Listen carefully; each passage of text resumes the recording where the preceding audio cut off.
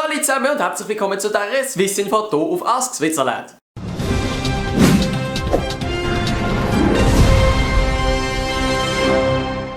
Vielleicht hat der ein oder andere bemerkt, dass die Klicks bei meiner letzten Swissinfo förmlich in den Himmel geschossen sind. Ich hätte das nicht so krass erwartet. Ich habe gewusst, um das Pokémon-Video gibt es einen kleinen Hype. Vielleicht nützt mir das ein bisschen. Ich habe gedacht, es nimmt mir einfach sowieso Wunder, was meine Zuschauer davon denken. Darum rede ich mal drüber. Und tschack! 20.000 Klicks! Mamma mia! Richtig krass und merci vielmal auch für 6.250 Abonnenten. Das sind 6.250 Abonnenten mehr als ich erwartet hätte, als ich angefangen habe. Ich weiss, ich habe den Spruch schon mal gebracht, aber er stimmt immer noch. Ich glaube, jetzt, wo wir eine gewisse Zahl erreicht haben, kann ich auch mal mit euch über euch reden. Zuerst mal klarstellen, ich liebe das, was ihr in den Kommentaren hinterlasst. Wirklich, jeder kann seine Meinung durchaus gut begründen. Nicht ganz jeder, aber die meisten.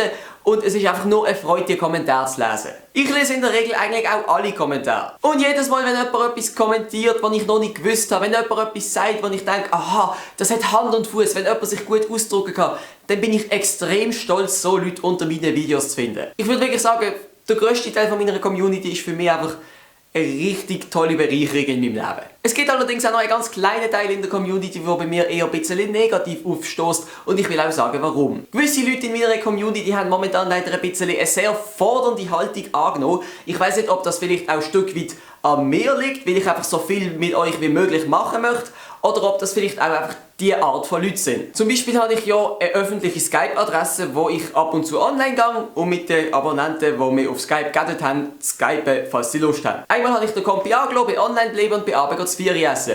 Als ich dann nachher wieder raufgekommen bin, habe ich ein paar Nachrichten von jemandem gesehen.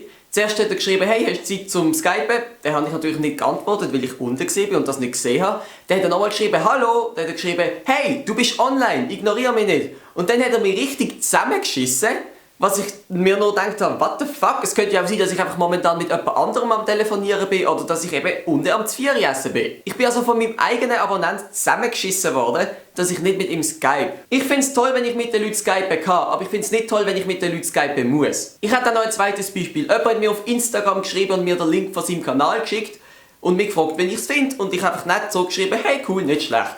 Dann hat er mich gefragt, ob ich ein Video mit ihm machen möchte. Es sind 2 Leute, aber der hat für beide geschrieben, aber dann hat er mich gefragt, ob ich ein Video mit ihnen machen möchte. Und ich habe gefragt, was für eins? Weil eine Videoidee, das ist tiptop, aber man muss ja sagen, was für eins.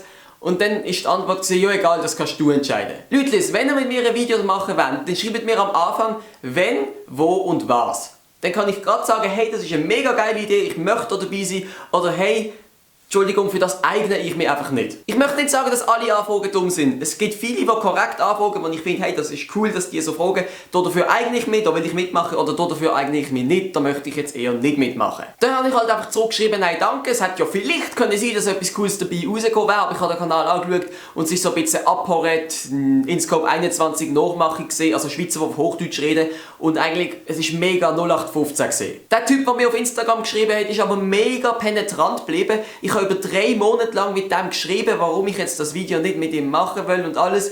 Er hat dann mir auch einen Vorwurf machen, ja, sonst habe ich so viel Geld für die Ausrüstung umsonst ausgegeben. Was ich auch wieder denke, warum bin ich für das verantwortlich? Und ich hätte eigentlich einfach mega deutlich und unfreundlich Nein sagen müssen, aber das ist mir eben fern. Ich möchte nicht wirklich unfreundlich sein, weil mir eben die Leute nicht als jemand Unfreundliches, was ich nicht bin, wahrnehmen sollen. Jedenfalls hat das dann drin geändert, dass die beiden auf ihrem Kanal ein Hate-Video gegen mich gemacht haben, sozusagen um mich dafür zu bestrafen, dass ich nicht mit ihnen kollaboriere. Dabei sind extrem viele Fakten verdreht worden. Es ist zum Beispiel behauptet worden, ich habe ein Copyright-Problem, was mir bis jetzt noch nie passiert ist.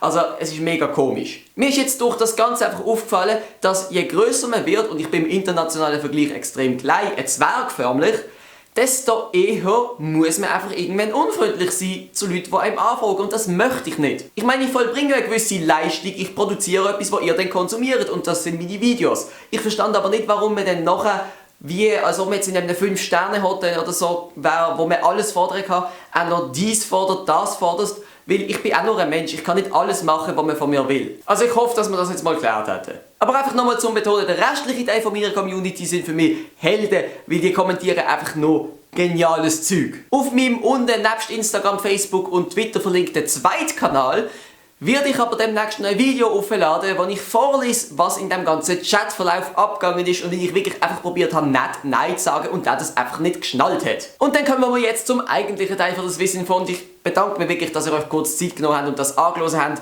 auch wenn es euch vermutlich nicht betrifft. Ein Ehepaar in Wädenswil im Kanton Zürich hat erfolgreich gegen eine Kirchenglocke geklagt. Die Glocke hat früher den ganzen Tag und auch in der Nacht alle Viertelstunde Zeit geläutet. Für das Ehepaar, das nur 200 Meter von dieser Kirche entfernt gewohnt hat, ist das dann in der Nacht irgendwann zu viel geworden und sie haben sich ans Gericht gewendet, um die Glocke oder die Glockenschläge verbieten zu lassen. Das Gericht hat dann tatsächlich entschieden, dass die Kirche zwischen 10 Uhr oben und 7 Uhr am Morgen wirklich nur noch zur vollen Stunde läuten darf. Für die Kirche und einen gewissen Teil von dieser Gemeinde ist es natürlich unverständlich. Man denkt sich, das ist eine Tradition, die Kirche tut das schon seit Jahrzehnten so machen. Warum sollen wir es jetzt wegen einem Ehepaar ändern? Aber ich muss ehrlich sagen, ich kann das Ehepaar verstehen. Weil, für was sind Kirchenglocken eigentlich ursprünglich da gewesen? Zum einen zum wichtigen Anlässe, wie zum Beispiel eine Hochzeit oder der Sonntag anzukündigen und zum anderen einfach zur Zeit. Also nicht zur Zeit, sondern zur Zeitangabe. Dadurch, dass heutzutage aber fast jede Uhr oder ein Smartphone hat, das die Zeit viel präziser anzeigt,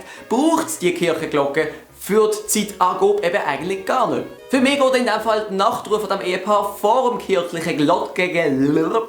Für mich geht in dem Fall die Nachtruhe vor dem kirchlichen Glockengeläut, auch wenn das natürlich eine Tradition ist, die ich finde zum Beispiel am Sonntag extrem schön und für den Tag auch eine Bereicherung ist. Aber ich kann verstehen, wenn es in der Nacht eine Viertelstunde läutet, würde man glaube ich auch auf den Wecker gehen. Was meinen ihr zu dieser ganzen Sache? Das ist so mein Standardspruch nach jedem Thema, aber ich meine jetzt wirklich die Sache von der Kirche. Ab in die Kommentare.